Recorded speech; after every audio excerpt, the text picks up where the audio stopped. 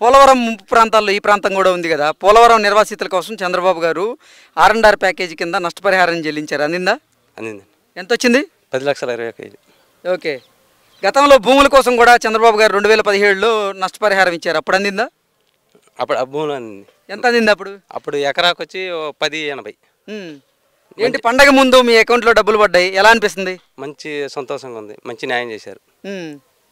Okay. అవును. అంటే 2019లో నేను గనక ముఖ్యమంత్రిని అయితే మీకు గత ప్రభుత్వం కేటాయించిందంటే కూడా నేను అదనంగా కలిపి 10,50,000 వేస్తా అన్నాడు R&R కింద జగన్మోహన్ రెడ్డి. వేసాడా? లేదు, అవన్నీ మాయమాటలో ఏం చేయాల, అసలు ఏం చేయలే, ఏ పని చేయలేదు. మంచి న్యాయం జరిగింది. చంద్రబాబు నాయుడు గవర్నమెంట్లో మంచి న్యాయం జరిగింది. అందరికి మంచి సంతోషంగా ఉన్నారు. ఏంటి మీ చుట్టుపక్కల వాళ్ళందరికీ బాగా పడ్డాయా అన్నీ? చాలా మందికి పడ్డాయి, ఎవరు కొద్దిగా పెండింగ్లో ఆగి ఉంటాయి అంతే. ఇదే పెండింగ్ అకౌంట్లు ఉంటే ఆగి ఉంటాయి, చాలా మందికి పడిపోయినాయి. ఓకే. అంటే ముంపు ప్రాంతాల్లో మీది కూడా ఒక ప్రాంతం కదా, ఇక్కడికి వరదలు వచ్చినప్పుడు జగన్మోహన్ రెడ్డి మీకు పునరావాస కాలనీలను ఏర్పాటు చేస్తా అన్నాడు. చేశాడా?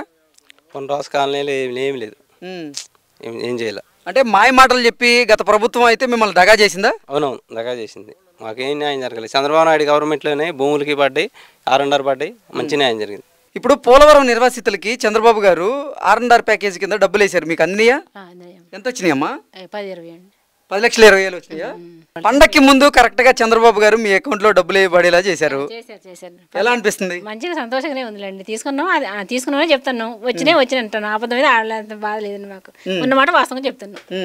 అమ్మా 2019లో నేను గనక ముఖ్యమంత్రి అయితే మీకు గత ప్రభుత్వం కేటాయించిన దానికంటే కూడా నేను అదనంగా కలిపి 10,50,000 ఇస్తాను R&R కింద అంటూ జగన్మోహన్ రెడ్డి గారు మీకు వాగ్దానం చేశారు. ఆ వాగ్దానాన్ని నిలబెట్టుకున్నారా? నిలబెట్టుకోలేండి, మరి మనం ఏం చేస్తాం, దానికి అందరూ పార్టీకి సంబంధించిందిగా. ఓకే. 2022లో వరద వచ్చింది కదా, వరద వచ్చినప్పుడు మీకు పునరావాస కాలనీలను ఏర్పాటు చేస్తా అన్నారు. చేశారా? చేయలేదండి, అసలు పట్టించుకోలేదు మిమ్మల్ని. అప్పుడు గోదావరి వచ్చి మాకు ఇల్లు పోయింది, సామాన్లు పోయినాయి, ఫ్రిడ్జ్లు కూలర్లు అన్నీ పోయినాయండి. ఇక్కడ ఎమ్మెల్యే గారు వచ్చారు, సెంటర్ నిలబడి నేను వెళ్ళి అడిగా, ఎమ్మెల్యే గారు మా వారి పక్షవాతం వచ్చింది, 2 సంవత్సరాల నుంచి బాధపడుతుంది, మాకు 2 మగ పిల్లలండి, పిల్లగాళ్ళకి కార్పెంటర్ వర్క్ చేస్తే ఆ వర్క్ మీద మమ్మల్ని చేస్తున్నారండి, మా ఇల్లు కూలిపోయింది, ఎండాకాలం చెట్టుకుని అదే ఈ పక్కన వాళ్ళు అడగండి, వీరింట్లో 20 రోజులు ఉండండి, జోరున వర్షాలు తడుచుకున్న నా పిల్లలు నేను. అట్లా సెంటర్లో ఎమ్మెల్యే గారితో కూడా నేను మాట్లాడే, ఎమ్మెల్యే గారు కానీ జగన్మోహన్ రెడ్డి గారు కానీ ఎవరు పట్టించుకోలేదండి. ఇట్లా పెన్షన్ గురించి కూడా తిరిగాము కూడా ఎవరు పట్టించుకోలేదు. ఇప్పుడు కూడా పాప ఆయన లేపండి, నా కొడుకు నేను ఇప్పుడు కూర్చున్న మా బాబు నేను లేపి తిప్పుతాను అండి అతన్ని, మీరు లేపినా మీ మీద లేపనా లేపు చూడండి ఆయన పరిస్థితి. పింఛన్ కోసం పెట్టుకొని ఎంతమంది తిరుగుతున్నాం అండి, చేస్తాను. మొన్న కూడా 20 రోజుల నుంచి కనీసం 4,000 ఖర్చు పెట్టుకొని తిరుగుతున్నాం అండి. ఆయన ఇప్పుడు ఏలూరు దొంగ పెట్టారు అని ఆఫ్ చేశారు అంటున్నారు, మే నెలలో అంటున్నారు. మంచిగా ఉన్న వాళ్ళకి కాళ్ళ స్ట్రైట్గా ఉన్న వాళ్ళు తిరుగుతున్నాయి అండి, బాగాలే మనిషికి ఒక 4,000 5,000 రావట్లేదు. ఆయన మందు కోసం అప్పు చేసి తీసుకెళ్తున్నాం అండి మేము.